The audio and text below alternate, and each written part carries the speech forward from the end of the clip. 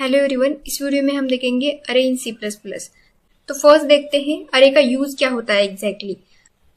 अगर मुझे एक वैल्यू स्टोर करनी है तो मैं वेरिएबल क्रिएट करके उसमें स्टोर कर सकती हूँ। फॉर एग्जांपल मुझे एक इंटीजर टाइप की वैल्यू स्टोर करनी है तो मैं एक वेरिएबल क्रिएट करूंगी, उसमें वैल्यू स्टोर कर सकती हूँ। इसी तरह से मुझे एक बंच ऑफ वैल्यू स्टोर करनी है तो यहाँ पे मेरे पास 10, 20, 30, 40 ये रैंडमली कुछ नंबर ऑफ वैल्यूज है एंड इन वैल्यूज को मुझे स्टोर करना है। अगर मेरे पास 10 वैल्यूज है तो मुझे 10 वेरिएबल्स क्रिएट करने होंगे और उन वेरिएबल्स में इन वैल्यूज को स्टोर करना पड़ेगा। ये जो है कोड को बहुत ज्यादा बड़ा बनाएगा एंड वास्ट बनाएगा। अगर इसकी जगह पर हम अरे क्रिएट करेंगे और इन वैल्यूज को स्टोर करेंगे तो हमें एक्सेस करने के लिए उन वैल्यूज को एंड स्टोर करने के लिए बहुत इजी पड़ेगा एंड हमारा कोड भी ऑप्टिमाइज होगा। तो हम देखते हैं अरे को डिक्लेयर कैसे करते हैं। तो इंट ARR एंड उसमें अरे की साइज, इस तरह से हम अरे को डिक्लेयर करते हैं। एग्जैक्टली अरे क्या होता है? अरे जो होता है वो बंच ऑफ वैल्यूज को स्टोर करता है जो कि सेम डेटा टाइप्स की है।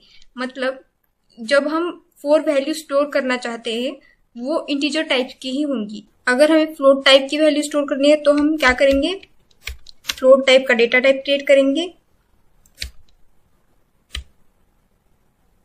एंड इसमें हम कितनी वैल्यूज हमें फ्लोट टाइप की स्टोर करनी है उसकी साइज देंगे एंड सेमीकोलन।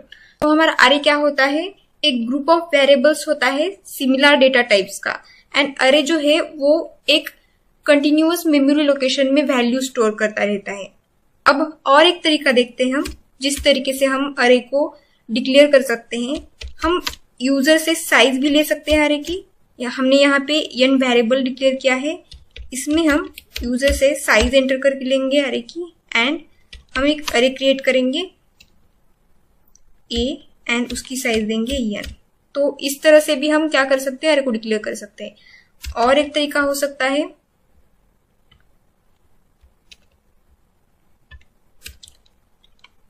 मैंने एक अरे लिया इंट ARR एंड इसमें वैल्यू स्टोर की 10, 20। यहाँ पे कंपाइलर 3 साइज का अरे क्रिएट करेगा ARR नाम का एंड उस अरे में ये वैल्यू स्टोर होंगी। और एक तरीका है हम इस तरह से भी हम अपने अरे को जो है डिक्लेयर कर सकते हैं। 6 साइज का अरे दिया है, इसमें हमने 10, 20 स्टोर किया, इतनी वैल्यू स्टोर की है। तो क्या होगा, हमारा अरे जो है वो 6 साइज का है तो रिमेनिंग एलिमेंट्स क्या होंगे? पहले एलिमेंट्स 10, 20 तो हमने इंसर्ट किए हैं यहाँ पे, तो रिमेनिंग एलिमेंट जो होंगे वो 0 बाय डिफॉल्ट इनिशियलाइज होंगे। तो इस तरह से जो है हमारा अरे क्रिएट होगा। तो ये है डिफरेंट तरीके जिससे हम हमारे अरे को डिक्लेयर कर सकते हैं। अब हम देखते हैं हमारे अरे में रैंडमली एलिमेंट्स को कैसे एक्सेस कर सकते हैं। फॉर एग्जाम्पल मैंने एक अरे लिया है, उसकी साइज 7 दी। अब मुझे इस अरे में 0th पोजीशन पे एक एलिमेंट स्टोर करना है तो मैंने क्या किया, 10 स्टोर किया यहाँ पे। तो हमें अगर अरे के एलिमेंट्स को एक एलिमेंट्स को एक्सेस करना है तो उसके इंडेक्स के हेल्प से हम उन्हें एक्सेस कर सकते हैं। तो यही काम हम किस तरह से कर सकते हैं, फॉर लूप लगाकर भी कर सकते हैं। तो मैं फॉर लूप लगाती हूँ, i = 0 से लेकर 7 तक हमें फॉर लूप लगाना पड़ेगा i++। नॉर्मली हम इंडेक्सिंग जो करते हैं अरे की वो 0 से स्टार्ट होती है। अब हम क्या करने वाले हैं, हमारे अरे में इस i इंडेक्स पे हम इनपुट लेंगे। अब हम क्या करेंगे, इनपुट लेंगे हमारे अरे के एलिमेंट्स के लिए।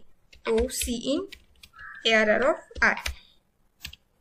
तो ये बेसिकली वर्क कैसे करेगा, जब i 0 होगा तो ARR of 0 के लिए यूजर से इनपुट लिया जाएगा, देन 1 पे ARR of 1 के लिए इनपुट लिया जाएगा। इस तरह से हम 7 एलिमेंट्स यूजर से लेके इस अरे में स्टोर करेंगे।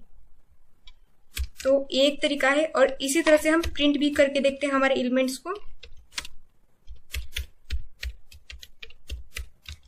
यूजर से लिए हुए एलिमेंट्स को हम प्रिंट करके देखते हैं। तो हम क्या करेंगे, एआरआर ऑफ आई। तो इसे हम रन करके देखते हैं किस तरह से वर्क करता है, ये देखते हैं।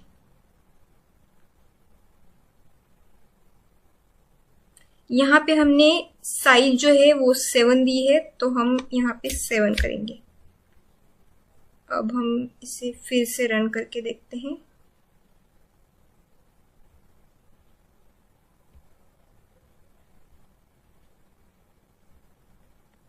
यहाँ पे हम 7 एलिमेंट्स एंटर करेंगे, 2 3 5 6 12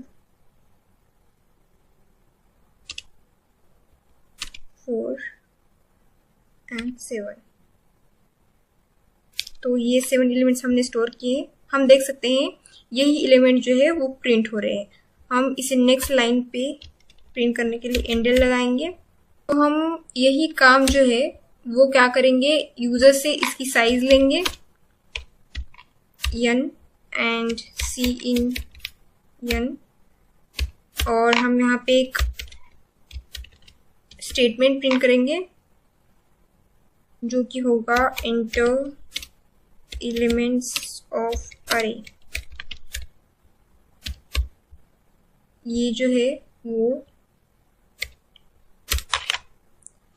यहाँ पे होगा, और हम यहाँ पे अरे की साइज जो होगी वो यूजर जो एंटर करेगा वो होगी, यहाँ पे n होगा एंड यहाँ पे भी n होगा। तो इसे रन करके देखते हैं। इससे पहले हम यहाँ पे प्रिंट करते हैं अरे एलिमेंट्स एंड एंडर।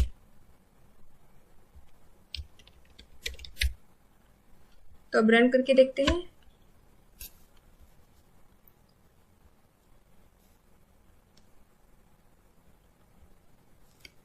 पहले तो हम अरे की साइज देंगे, वो होगी 5। अरे के एलिमेंट्स एंटर करते हैं 4 5 2 1 6। ये अरे के एलिमेंट्स है। अरे के एलिमेंट्स हमने प्रिंट किए 4 5 2 1 6। तो हमने देखा इस वीडियो में कि फर्स्ट डिक्लेरेशन कैसे करते हैं अरे का, देन यूजर से साइज कैसे लेते हैं अरे की, एंड हमने अरे में इनपुट कैसे लेते हैं यूजर से, ये देखा। देन एक्सेस कैसे करते हैं एलिमेंट्स को एंड प्रिंट किया अरे के एलिमेंट्स को। अब देखते हैं एडवांटेजेस क्या है अरे के।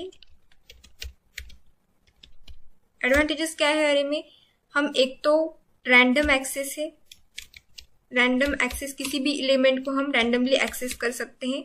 वो किस तरह से कर सकते हैं, फॉर एग्जाम्पल मुझे ARR ऑफ 1 को एक्सेस करना है, 1 पोजीशन में जो भी एलिमेंट है उसे एक्सेस करना है, तो मैं ARR ऑफ 1 लिखूंगी, एंड अगर उसे प्रिंट करना है तो इस तरह से हम प्रिंट कर सकते हैं। देन सेकंड एडवांटेज क्या है, कोड जो है वो ऑप्टिमाइज हो रहा है, ये सेकंड एडवांटेज है। देन थर्ड एडवांटेज क्या हो सकता है हमारा, इजी एक्सेस है। एलिमेंट्स को जो है हम इजीली एक्सेस कर सकते हैं, easy access to elements in array. Easy access की वजह से हम सिंगल लूप्स की हेल्प से ही अरे को ट्रैवल्स कर सकते हैं, एंड सॉर्टिंग भी जो है वो इजी बनती है अरे की। एडवांटेज क्या हो सकता है,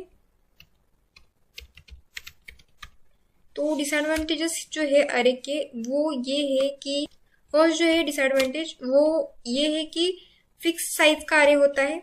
जब भी हम डिक्लेयर करते हैं उस टाइम पे जो अरे की साइज होगी वही साइज फिक्स होगी कंप्लीट प्रोग्राम में, वो हम चेंज नहीं कर सकते।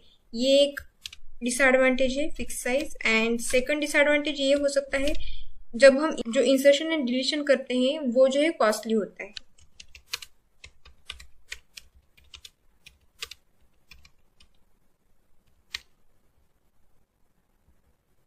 So these are the disadvantages of array. If you like this video, then do like the video and subscribe to the channel. Thanks for watching.